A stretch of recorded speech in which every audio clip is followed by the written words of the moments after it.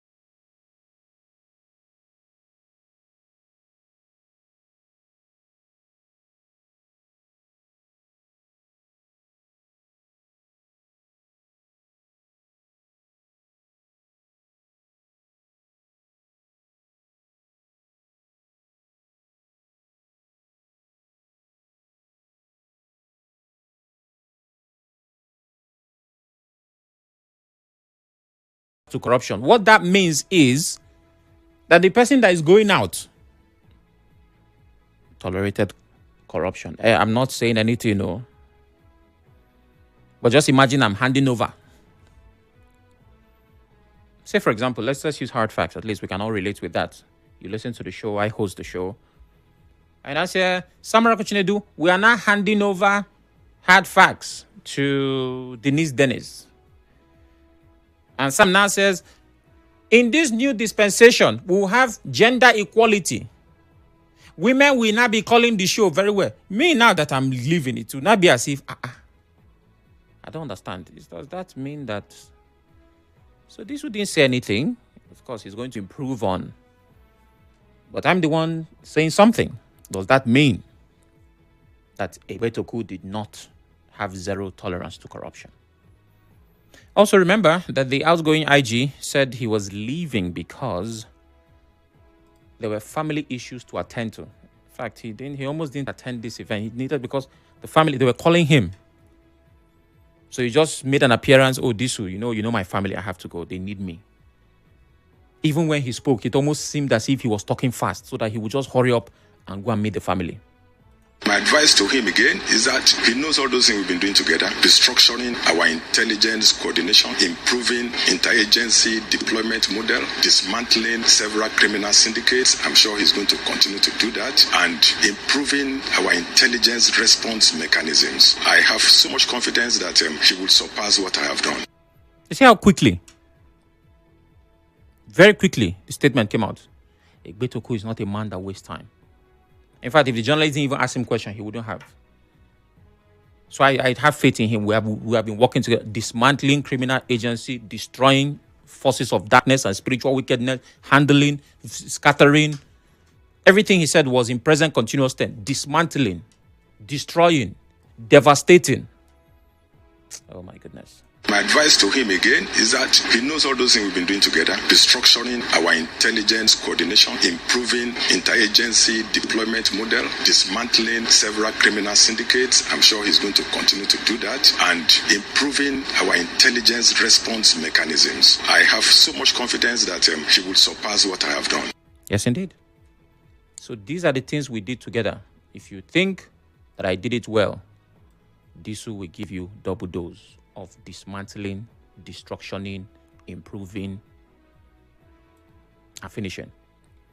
Now, Disu says that he's going to tackle corruption within the ranks of the police, meaning that the police force that we know will become better. That is his agenda. He said it on his own.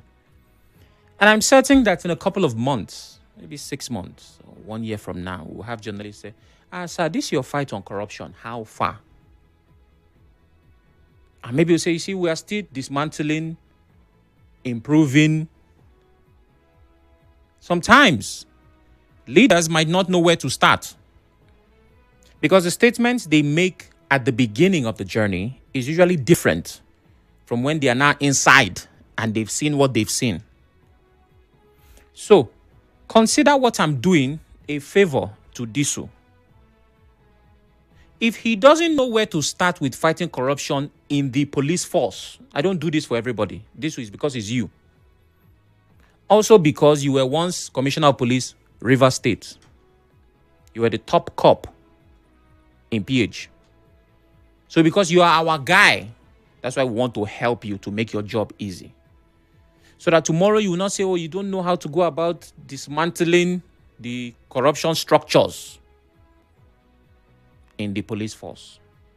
Let us help you make your job easy.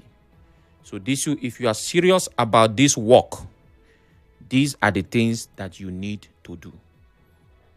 10 things. If you really want to finish this corruption you claim you want to.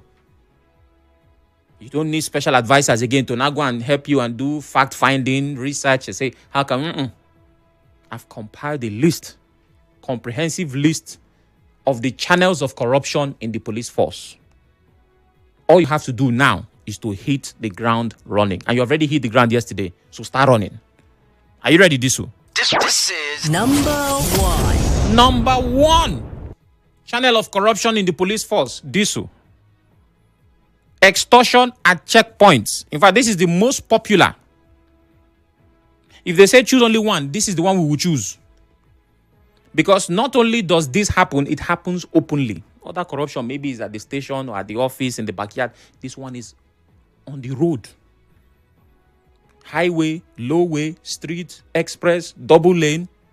Officers are there collecting tithe and offering. Motorists and citizens are regularly coerced. Some now call it tax. In fact, for a lot of drivers, they don't even know it's illegal anymore. It's not normal. Most Nigerians, if they have to part with their money, cash, there are two things that make you give money. One, you are paying somebody you are owing. Two, you are about to pay somebody you want to owe. What does that mean? You want to buy something. See somebody put their hand inside pocket or anywhere and give money. They're either paying a debt or they are purchasing something. The third thing now is Nigerians now carry money for police. So, if you are going to do this, Disu, you have to dismantle extortion at checkpoints. Moving on. Number two. Illegal bail charges. Despite the official policy that bail is free, you and I know that free was spelled wrongly. You need to remove the R. Bail is at a fee. In fact, I can say this boldly. As a Nigerian, if you enter police case and you come out, you did not pay, people will not believe you. Say, how much you pay for bail? You say it's free. Huh? That is what is shocking. So if bail can go back to being free, Disu, my God. We don't have time. Moving on. Number 3. Bribery for case management. Receiving money to alter justice. There's a case that makes its way to the force or police are involved. Money normally changes hands. In fact, whether you are guilty, innocent, or thinking about being guilty, the minute you cross counter, you see that police station? Once they just raise that wood, you just pass. You cannot pass back like that. Something must leave your body. And that something is usually money. A lot of times, justice is not served. It just depends on who is willing to pay. So Disu, the third one, bribery for case management. Moving on. Number 4. Number 4 is connected to number 1, return system. You see, there is a protocol. The same way I discussed protocol yesterday where they say once there's IG that has been appointed, all the DIGs would retire. This is also a protocol where we've had police officers confirm that junior officers are pressured to pay regular fixed sums of money to their superior. They have a name that they call it. So there's like a quota. And it's usually funded from the daily extortion from the public. That's why that extortion at checkpoints is the most important, because it's from there that the officers now bring their returns. So if the top officers, which you happen to be the number one, can remove these returns, we know that we will no longer see extortion at checkpoints, because there will be no system to return to. But if 6 months down the line, we still see checkpoints and they are collecting 100, 200, I don't know how much it is now. Because with this new tax law, I'm sure that one will go up too.